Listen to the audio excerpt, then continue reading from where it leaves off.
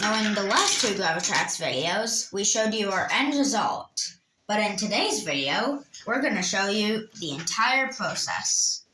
Now I always begin any Gravitrax adventure by making sure that I have some great rock and roll music playing in the background. I wonder what I feel like listening to today. Ooh, I haven't listened to this Foo Fighters album in a long time. This will be a good choice.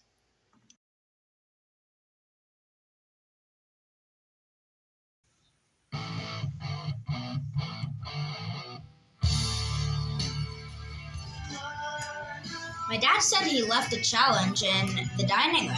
Let's go see what it is. Okay, here's the challenge. I wonder what it says. Start with 2 marbles. Use swirly to drop marbles into one track. First marble down gets to continue. Then use these pieces in your track wherever you want. Oh, he must mean these pieces. Make the marble do a loop. Have the marble become another marble 2 times. What does that mean? The end. This is going to give me a few things to think about. But alright, let's get started. The first part of the challenge is to start with 2 marbles racing to the swirly.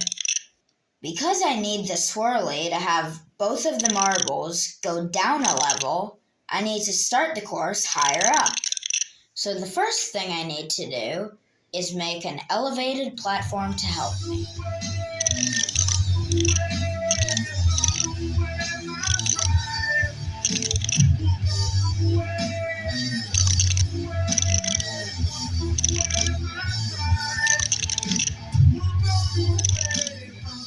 Okay, so that's the first part of the challenge completed. You can see we have 2 marbles taking separate tracks and meeting at the swirly. The corkscrew was actually one of the pieces that my dad challenged me to use in this course. And look, I used it in the first part of the build. I always like to test the course to see if there's any design problems. Uh-oh, that didn't work. I wonder what went wrong. I think the problem is speed. When it gets to the tight corner, it keeps on flying off the track. Let's give it another look. Yep, that's the problem, all right. That's the fun thing about Gravitrax. When you see a problem, you need to find out how to fix it.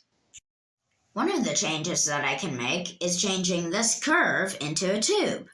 I can also raise this platform a little higher so that the ball wouldn't roll as fast. Give me a second and we'll see if that works.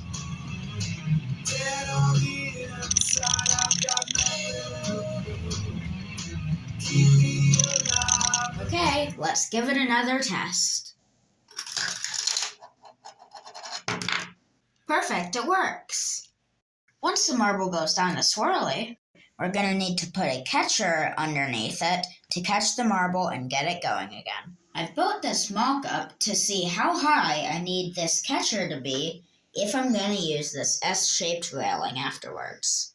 This is actually one of the pieces that I was challenged to use. I'm really excited to use it because I've never used it before. Let's see how it works.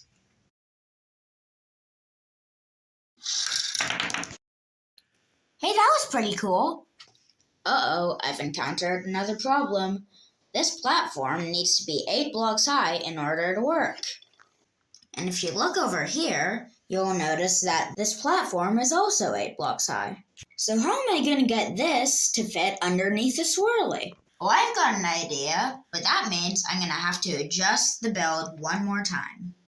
I'm going to add 2 more tower blocks to each of my support posts. As you can see, I've been very busy with the next part of this build. I've tested it many times and it seems to be working. A part of the challenge is to make 1 loop for the marble. And that's exactly what I've done here. The marbles race down here and follow the loop around. Now the cool thing about this track is there's so many variables. You never know which marble will make it down the swirly first, and you also never know how much time there is between the two marbles going down the swirly. So this is why I put the loop in this part of the build. So, with this design, I've created the possibility for the two marbles to collide. And who doesn't like a good old marble clash? Did you see that? That was pretty cool. The first marble through the swirly gets to continue the race, so that's why I've added this piece. The first marble through will trigger the changer, and the second marble, well, his race is over. Okay, now it's time for me to lay down the track for the rest of this challenge build. Now I've still got 2 more pieces that I've been challenged to use in this build. This could be tricky. Now remember the weird part of the challenge that said I need to make the marble become another marble 2 times? Well, I think I've got it figured out. Okay, the course is done. The marble will finish the course by triggering the scorpion tail, bouncing off the trampoline, and then goes over here to finish the course. And hey, check this out. I've made another type of loop right at the end of the course. And I'm really excited to show you how I made one marble become another marble 2 times. The first solution was really easy. Whenever you use the booster, the incoming marble stops and the marble on the other side continues. Now the second solution that I used, I found was pretty clever. Now this piece that I used is actually part of a zip line. What I've done is I placed it right after the flipper, so when the marble goes up the flipper, it launches the other marble forward. And that's how I made one marble become another marble 2 times. Now the last thing I need to do before I show my dad this course is decorate it. This time I went for a Lego Minecraft theme. Over here I've set up an action scene between Steve and a bunch of nether monsters. And over here I've set up an action scene between Alex and a Yeti in an ice castle. Pretty cool. Okay, everything seems ready to go, and this time I've got 2 marbles to start the race. Now don't forget, there's a 50-50 chance for each marble to win the race. So cast your votes in the comments below for either the red marble or the green marble. Okay, let's see who will win.